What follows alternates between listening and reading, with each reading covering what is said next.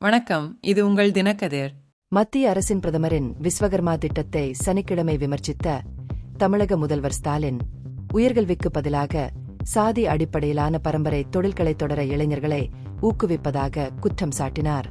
காஞ்சிபுரம் மாவட்டம் குன்றத்தூரில் மாநில அரசின் மாற்று முயற்சியான கலைஞர் கைவினை திட்டம் அதிகாரப்பூர்வமாக தொடங்கி வைத்து பேசிய ஸ்டாலின், PMV திட்டம் பிற்போக்குத்தனமானது என்றும், குறிப்பாக சாதியால் ஆழமாக பிரிக்கப்பட்ட சமூகத்தில் சமூக முன்னேற்றத்தை தடுக்கக்கூடும் என்றும் கூறினார்.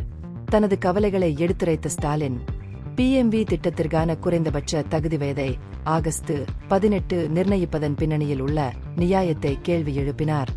மாணவர்கள் பொதுவாக உயர்கல்வியை தொடரும் வயது இது.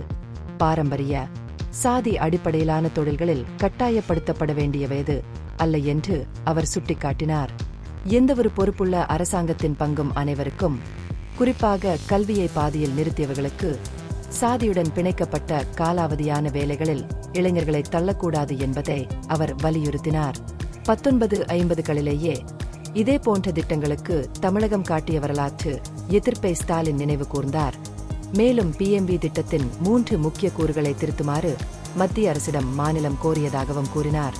குறைந்தபட்ச வயதை ஆகஸ்ட் 1935 உயர்த்துதல், விண்ணப்பதாரர்கள் பரம்பரை வேலைகளில் வரலாற்றை கொண்ட குடும்பங்களைச் சேர்ந்தவர்களாக இருக்க வேண்டும் என்ற தேவையை நீக்குதல், தகுதியை சரிபார்க்கும் அதிகாரத்தை பஞ்சாயத்து தலைவர்களிடமிருந்து கிராம நிர்வாக அதிகாரிகளுக்கு மாற்றுதல் ஆகியவை இதில் அடங்கும்.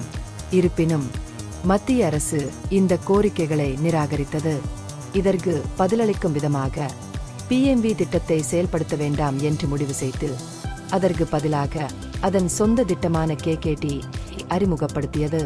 35 வயதுக்கு மேற்பட்ட விண்ணப்பதாரர்கள் PMV இன் 18 கைவினைப் பொருட்களுக்கு மாறாக 25 அங்கீகரிக்கப்பட்ட கைவினைப் பொருட்களில் ஏதேனும் ஒன்றை தொடர அனுமதிப்பதால் KKT பல அம்சங்களில் சிறந்தது என்று ஸ்டாலின் கூறினார்.